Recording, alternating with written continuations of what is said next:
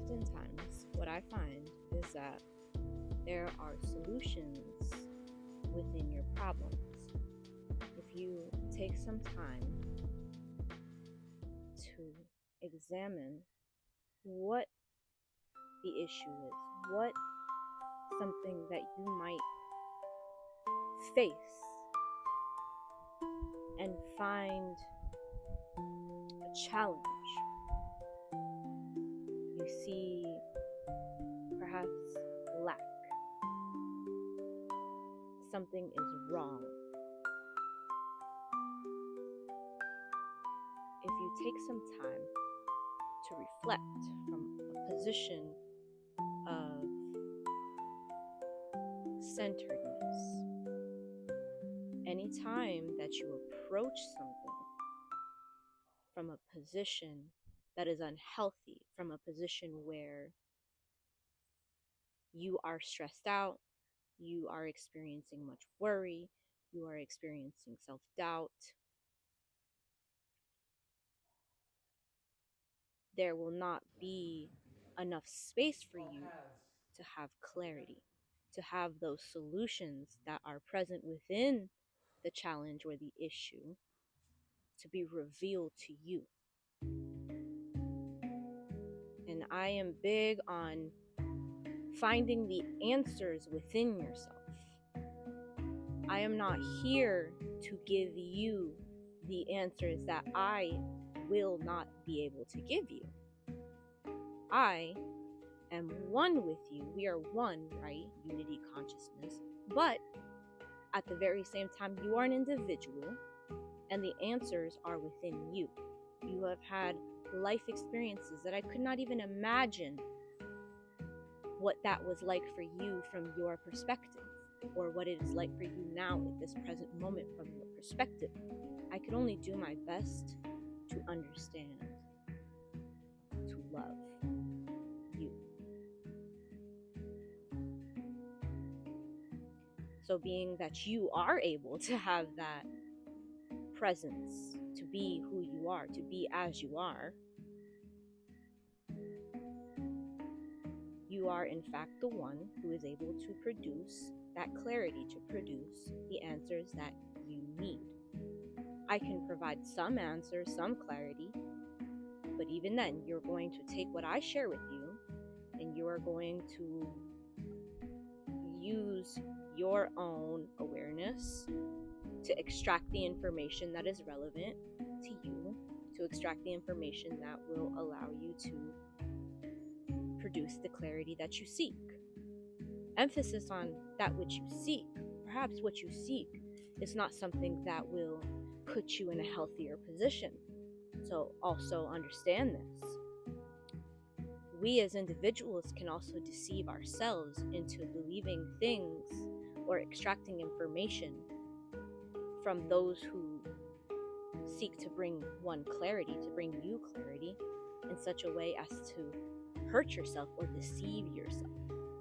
This is why I find it extremely important to be clear on what it is that you are creating for yourself, what it is that you are wanting to experience in this life, which is in fact happening right now. The life that you seek is never going to happen outside of this moment. So what a blessing it is for us to interface in such a way,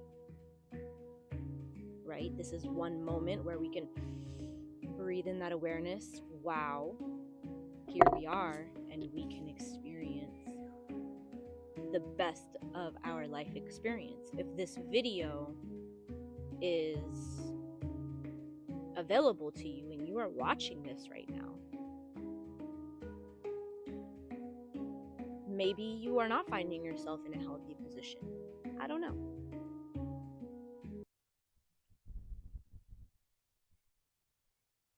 So maybe this isn't you experiencing the best of the best, and that's okay. To operate within the confines of positivity all the time will not allow you to learn the necessary aspect of life, which is experiencing pain, experiencing those not so pleasant things. The key is to be able to navigate those more properly in ways that will uplift you. And ideally, for me personally, to navigate in such a way as to enter into a deeper state of understanding for myself, a deeper state of appreciation for the depth of my experience here, of my life, of my being. So when I get into these negative states of being, when I get into those feeling states that are chaotic or uncomfortable, I seek myself on a deeper level where I start to see the beauty in those things.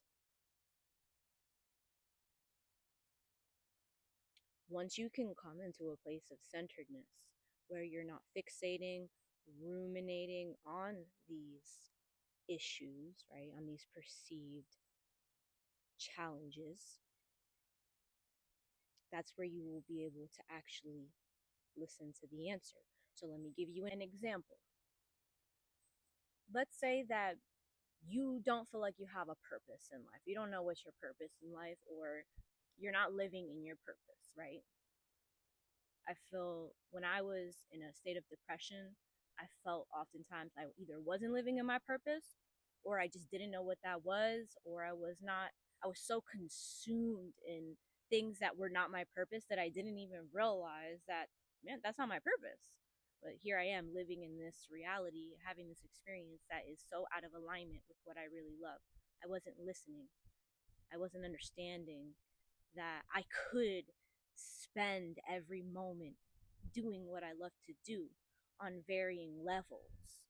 So even when I had to go to work or do these things that I didn't necessarily want to do, I could still extract my purpose from every moment. So let's say you're severely depressed or you're overwhelmed because you're not able to live in your purpose the way you want to. And this negative thought form is kind of grasping at your energy. It's consuming you. All the should-haves, the could-haves, all the things that might arise from living in that state of being where you're unhappy with the simple fact that you're not living in your purpose, or you're just simply not aware. Putting those thoughts to rest for a moment, just for a moment, and entertaining the idea in this moment that your answer is actually in your challenge, in this issue. Imagine all of the challenges that you have been there to serve you with an answer that your soul is asking you to address. It was inside of you the entire time.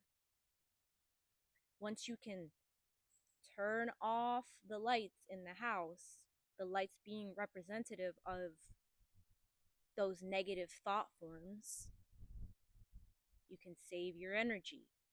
You can pay less electric bill and have more energy to expend on chocolate cake, right? You will get clarity. You will have more space for clarity. Oh man, I'm not living in my purpose. Well, what do I love to do? Oh no, I'm not living in my purpose. I'm so upset because of this. I'm so upset because this pisses me off. I can't do shit because of this. All these different things of why you're mad. What has gotten you to this point where you're so mad at the world, you're pointing your fingers outward. It's valid. I understand why you might be angry, why you might be upset, why you might feel shame, why you might feel guilt. I understand why you may feel those things. What if that was your solution? Right? So, how does that come to be? Well, how can I find a solution in all these issues? That sounds ridiculous.